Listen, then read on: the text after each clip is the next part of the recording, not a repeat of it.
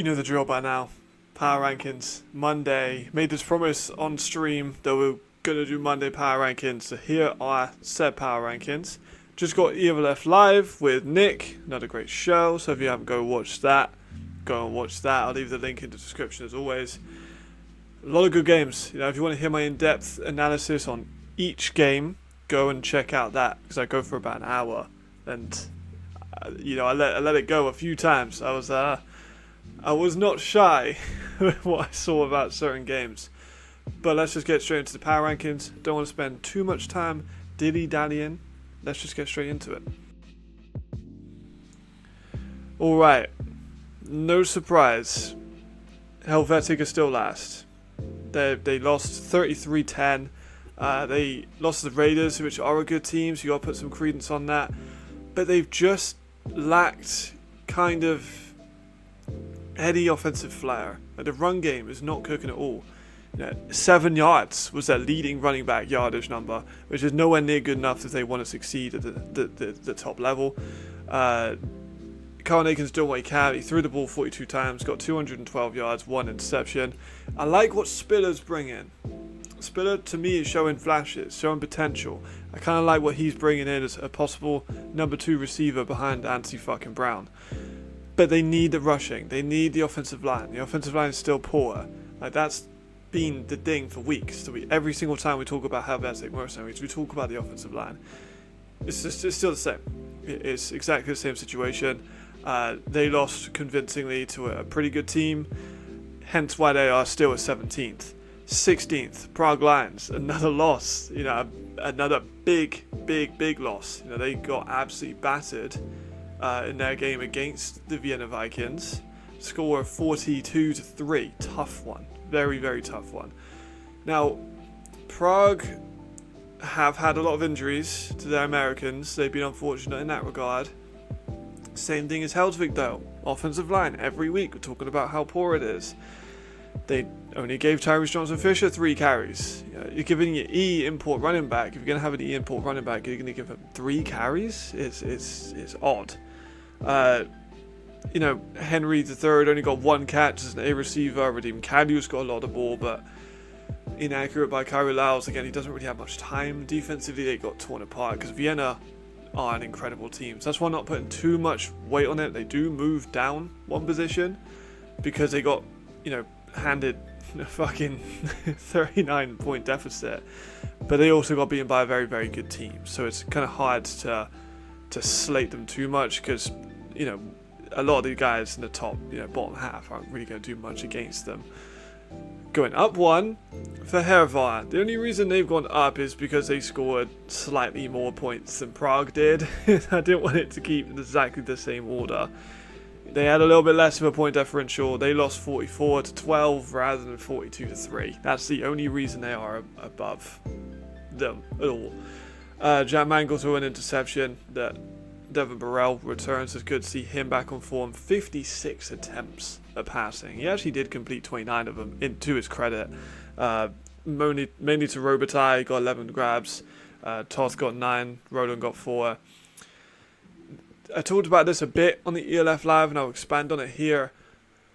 Where do you go for the Enthroners? Honestly, I don't understand really what they can do here. Do you commit to the Jack Mangle experience?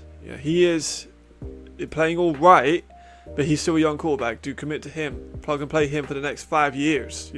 See him develop, build a team around him, get the youth in, because they can't keep doing this. They can't just keep having Americans in and hoping it's going to work around Hungarian talent and not really expanding much around their Americans and around their Europeans.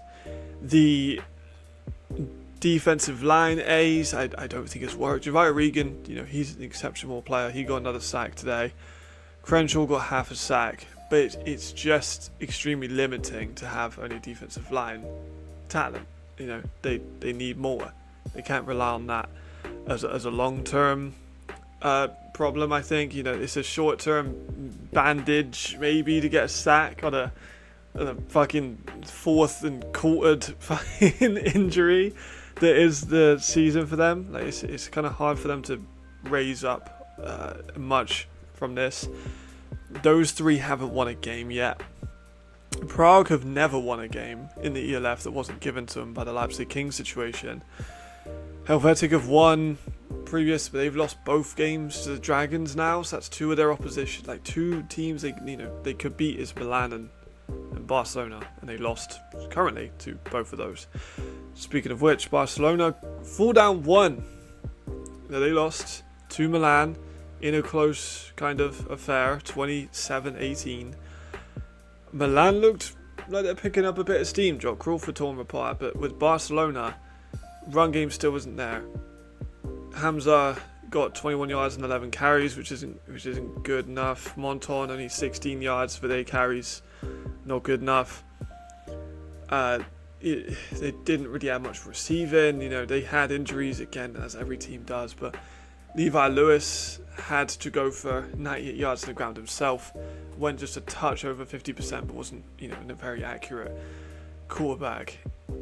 Barcelona do have hints. They are they're able to beat teams. They're able to lose to, those bigger teams, but with losing to Milan, it does feel like a lost opportunity. I picked them to win this game, I believe, but they are getting worse, I think. Potentially, that's a couple games in the bounce. The zone coverage busts still. We're week 5 in and we're still having coverage busts. That's why Flores Calderon got that big gain. It's worrying. They fall down 1, 3-2, and like Nick said on the ELF live show, their schedule coming up is extremely tough. So we could see them go through a hell of a losing streak. An easier schedule though is Milan at 13, raising up 1. They went 3-2 with that win. Extremely important. Good for momentum. They play for Hervar next week, so that'll be a really interesting matchup, I think. They are kind of stuck. Like, they're getting better. They've had a lot of movement within the team. Tommy Wilson, Patrick Carr, rather. Manning has just been released, so they have a lot of turnover in this team, and the consistency has been an issue. They do have an easier schedule. They've just beaten Barcelona, which is very important. Flores Calderon's getting more of the ball, which everyone loves, because I don't know why they took so long to figure that out. Broncos actually looked really solid. Like, Broncos had a very good game. It's probably it is obviously the best game he's had in his ELF career. He went 14 for 24, 262 yards, 2 touchdowns in the air, as well as an additional 97 yards and a touchdown on the ground. That's a spectacular performance on his part. We need to see more of that. Keep doing that, and he could be rising up these power rankings. Me and Jamal were heavily believing in Brongenhurst to be a pretty good quarterback in the midfield. That was kind of flashes. That's an instance of it. Cologne, they stay at 12. They didn't play, so bye week for them. Not much to really say on that one. They just didn't play. Vorslav, next up, they won. They did win, but they also beat Inthroners. That's why I don't really put too much on this. Sometimes they don't move very much for doing that. They actually stay exactly where they are. Those losses that they've accumulated over the years, this season rather, have kept them at 11. They're not going to move up. Hamburg, bye week, they stay exactly where they are. And then number 9, Frankfurt, moving down 1 on a bye week, which I don't normally do. But with the performances of a certain other team that we'll get to now, they move down 1, which is rare in these power rankings. But coming in number 8, moving down again, is Munich. Munich, negative record.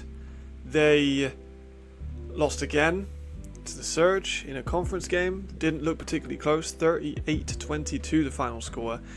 They were never really in reaching distance, to be completely honest. They looked outclassed. The defensive line of Surge got the better of them, absolutely. Like, the lines in general, I talked about this on the Left podcast as well. The Surge offensive line is fantastic. The Surge defensive line is fantastic. And they were just bigger, better, faster, more fundamental. The Munich Ravens defense has been disappointing. It lacks anything. It's not... I think it's top 9 in one of the categories. I think it's in passing defense or rushing defense, and that's it. They're a bottom half team in defense, and this was meant to be the year where they improved their defense quite a lot. You know, they had people like Evans Yoruba, Nasri, St. Robinson. They have all these, Nitzelander, these great defensive pieces that just aren't really being used as effectively as potentially they could. You know, there are talented players on this defense, but their defense is lackluster. So they moved down, of course, being negative in the top 8. But another player that, another team that is negative but has risen up 3 places is Berlin Thunder. The reason why they've risen up is because they had a fucking very close game with the Rhine Fire. 27-24. Sullivan, the stats don't tell the whole story with how good he was in that first half. Spectacular first half. But Berlin fall apart in the second. Happened in 3 games now. MA, my friend on Instagram that will be watching this, shout out to him. He pointed out about the collapses they've had. The points they've been up. They were up to 21-3 at the end of the first half, and then lost it all. They lost everything. They end up losing the game. Their play calling in the second half is worse. Their defense is worse in the second half. They're causing more turnovers for themselves. They're more less efficient on third downs.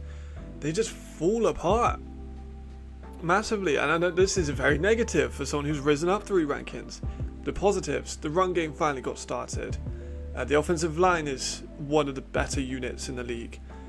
They didn't get the ball to Aaron Jackson, but people like Robert Wilczek stepped up and performed well. They're without bias. That's important. That is important. So when they get him back and that rack yardage, that offense comes back into full swing, I think they'll be able to put on some shows. I think they beat Munich if they do play each other. I think they do beat Munich. That's why they're going up 7. They're probably the biggest the biggest riser of the week so far. Now we go on to some more stagnant teams that are going to stay exactly where they are. Number 6, the Raiders Tyrrell, 4-1. I think some fans will be upset that they haven't moved up. But the same thing with Vorslav. They beat up on the worst team in the league, and they didn't make it look convincing. That's the big thing. If they beat them up by 70, they might have risen up a couple places above some people that had bye weeks. But the Mercenaries were absolutely in that game. Until the second half, and then they kind of died and the Raiders took over. But they were absolutely in that game. They really were. The Raiders Tyrrell go 4-1. Are they a contender? Are they a pretender? I said I wasn't a massive believer of them going through the season. I had them ranked pretty lowly. And it's been such a weird team. They play up to Munich. They play against Munich. They have a bit of a shootout. They come out on top.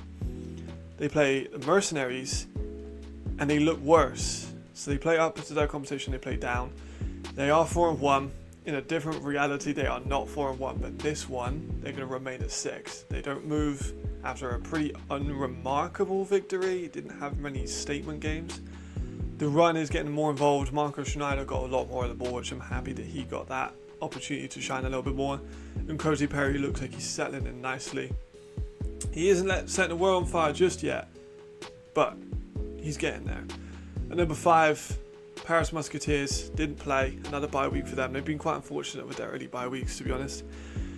They come in at 2-1. I think they have one of the more talented rosters, hence why they are above people like the Raiders, which I think will rub certain Raiders fans the wrong way, but I guess we'll see on the comment section below. Let me know how wrong I am on that one. And number 4, Ryan Fire. 4-1, tough games, haven't led in the fourth quarter for 2 of the last games. They haven't led in any of it until the fourth quarter. The only thing that matters is a victory. The only thing that matters is they're 4-1, which is very good. Glenn Tonga is insane. He's going for an MVP level season. He got 175 on the ground, 3 touchdowns, like Crady hurdle that you would have seen on my socials I posted up as a short during the live stream. Like, there were so many instances like that. He looked so good. The offensive line, though, pass protection's got worse. The receivers are battered and bruised, so a lot of guys have had to step up. The defense for Berlin gave them some issues. Carl Kitchens is phenomenal. The defensive line were getting to like closing that pocket off so quickly. Like they were absolutely spectacular. But what got them the win was they did what I thought they were going to do, is just keeping chipping away, getting the points where they can, not getting too flustered. You know, they overcome adversity again. They're chipping away at points every time they get a ball. Glenn's the workhorse. Glenn's an MVP candidate of 100%. Like he may even be the leader. Like he's got 9 touchdowns already, I think, in 5 weeks. He's way ahead of anyone else in terms of rushing. I think he's over 150 yards ahead of David. I think is in second place. Ryan 5-4-1. Then you got a Madrid game, which are my number 3 team. The only reason they're above Ryan is also bye week, and Madrid are undefeated, and Ryan are not because of Madrid. You could argue, I think, that Ryan go up above Madrid, but I'm keeping them at the moment where they are. But that is an interesting situation, I think. There are less games this week. There's only 6 games this week rather than 8. So there'll be less teams playing. But Madrid are at 3. Didn't play. They're resting up. Hopefully they get back to it next week, and this is going to be a classic. And we're definitely going to be streaming that one. Number 2, Vienna Vikings. I don't reward teams that much for beating up on bad teams. Convincing, never in doubt. Defense is spectacular. No questions asked about that. Epler look good. They do have a great offensive line. They have good weapons. They've got Jordan Buer injured, who hopefully will come back soon and add a little bit. But that is factored in. You know, Jordan Buer's just had surgery. He's going to be out for a couple of weeks. Their quarterback is still unconfirmed to where he's going to be with Ben Holmes' injuries. They moved down 1. They're 5-0, so they do have the best record in the ELF. But I'm going to move them down just 1 spot. And at number 1, the Stuttgart Surge. Marcus, I know you're happy about that. You know, you were at the game. You saw how good they looked. And they beat Munich convincingly again. That was the team that may have given them issues. That was the team that may be a championship contender. 2 of their wins are coming against that championship contender, which for me is important. Offensive line, spectacular. They had injuries again at the positions. They generally could still make a run without an A receiver. Yannick Meyer, Lewis Guy, both of them are doing so well. Kantar, running back, doing incredibly well. Jao Walrand, amazing at safety this year already. The defensive line of Malumbo is probably the most underrated defensive interior lineman I've ever seen. I don't know why people don't talk about him. They've got like the number 1 rushing defense in the league. And they played better teams than some of the other people in this league. So they're coming at number 1. Let me know what you think. Let's do a quick roundup. So 17, route to the bottom, Helsvik Mercenaries. Nothing changed there. Number 16, Prague 4-1 after getting blown out. 15, Verhervar move up 1 after getting blown out a little bit less. But we need a little bit of change up in that bottom half. 14, the Barcelona Dragons. They moved down 1. 3-2, lost to Milan, who are at 13. They move up 1 after a good win, a good conference win. Cologne didn't play, they remain at 12. Wroclaw won, but against the bad teams, they stay at 11. Hamburg didn't play, they stay at 10. Frankfurt moved down to 9, despite not playing, but because of other teams' performances, they moved down. Number 8, Munich, also moving down 1. Got beaten by Surge. It's basically written off their chances of winning their conference. 7, Berlin, they move up. They played well. They showed flashes that they could compete with the top 5 teams again. But second half leads, blowing opportunities, has kept them from breaking anywhere near the positive teams. Reyes Tyrrell at 6, beat up on a bad team but didn't make it look entirely convincing, and looked vulnerable at some points. Paris on the bye week stay at 5. Ryan Fire get a good close win, stay at 4. Madrid didn't play, they stay at 3. Vienna fall 1 because bad team, they've just fall 1 place. And Stuttgart move up 1 to be the number 1 team this week after a big win against a championship contender with a lot of depth in their roster. Hope you guys enjoyed. This one's a little bit quicker. As I said, only 6 games, so not that much movement, to be honest. But this week, hopefully I'm going to do a Digan Gomez video while I re-record some of this London Monarch stuff. we'll see how that goes. I'm going to try and make a bunch of short content to keep you guys engaged, because I felt bad about only having 2 videos out last week and then doing the stream, so it's like a 4-day gap between my videos. And I got a couple of short stuff out there, so I'm going to keep doing that, of this video, the video tomorrow about what teams need to do, and some short content while I study up on Digan Gomez and the London Monarchs. So I hope you guys enjoyed. We are up over 1,100, I think, now, which is pretty fucking cool. Support's been amazing, as always, on the Left Live. Hopefully I'm going to be there a lot more often. People dropping in, saying hello, so I appreciate it. If you're coming from your Left Live, hello, welcome to the channels. Hope you stay around. MVP of the week for me, Chad or Glenn or Reese. People could be quite annoyed that Reese one wasn't the 11th MVP, but you know, it's such a good week for football, man. And that's going to do me here. Thank you guys a lot. I will see you tomorrow for what teams have to do in their weeks. It's a big week this week, 8 games, so lots of ramifications, a lot of movement. It's going to be a long one. Hope you guys enjoyed. Thank you very much. See you next time. Stay safe, stay sharp. Goodbye.